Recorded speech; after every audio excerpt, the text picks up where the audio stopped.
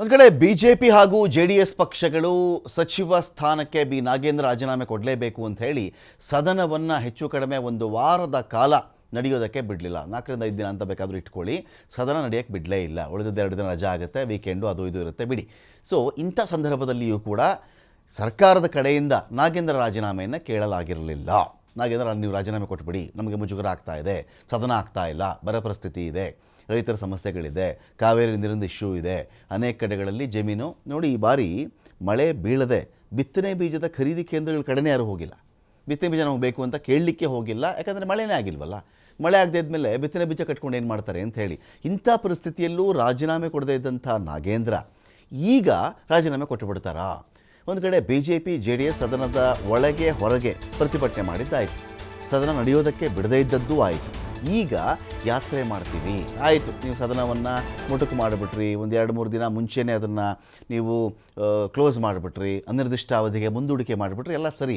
ಆದರೂ ಬಿಟ್ಬಿಡ್ತೀವ? ನಾವು ಬಿಡಲ್ಲ.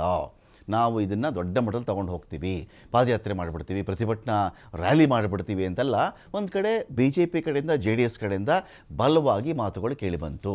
ಸೊ ಈ ಕಾರಣಕ್ಕೆ ಇಷ್ಟು ದಿನ ಆಯಿತು, ಇನ್ನೂ ಸರ್ಕಾರಕ್ಕೆ ಮುಜುಗರ ತರಬಾರದು, ಸರ್ಕಾರಕ್ಕೆ ಇನ್ನೂ ಪ್ರಾಬ್ಲಮ್ ಮಾಡಬಾರ್ದು, ನನ್ನ ವಿಷಯಕ್ಕೆ ಸರ್ಕಾರ ಪದೇ ಪದೇ ಒಂದು ರೀತಿಯಲ್ಲಿ ಅಸಮಾಧಾನಕ್ಕೋ ಮುಜುಗರಕ್ಕೋ ಒಳಗಾಗಬಾರ್ದು ಅನ್ನೋ ಕಾರಣದಿಂದಾಗಿ ರಾಜೀನಾಮೆ ಕೊಡುವಂಥ ಇಂಗಿತವನ್ನು ವ್ಯಕ್ತಪಡಿಸಿದ್ದಾರೆ ಸಚಿವ ನಾಗೇಂದ್ರ ಅಂತ ಪ್ರಶ್ನೆ ಇದೆ. ಇಲ್ಲಿ CM DK ಶಿ ಅವರೊಂದಿಗೆ ಈ ಬಗ್ಗೆ ಮಾತುಕತೆ ನಡೆಸಿದ್ದಾರೆ ಅಂತ ಹೇಳ್ತಾ ಇದ್ದಾರೆ.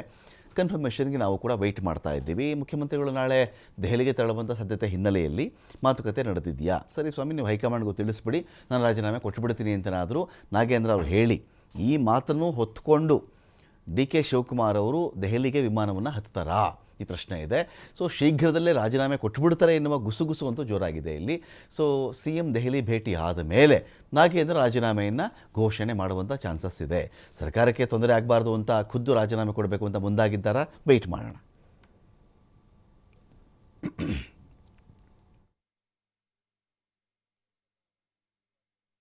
ಅಥವಾ ಹೊರಗಡೆ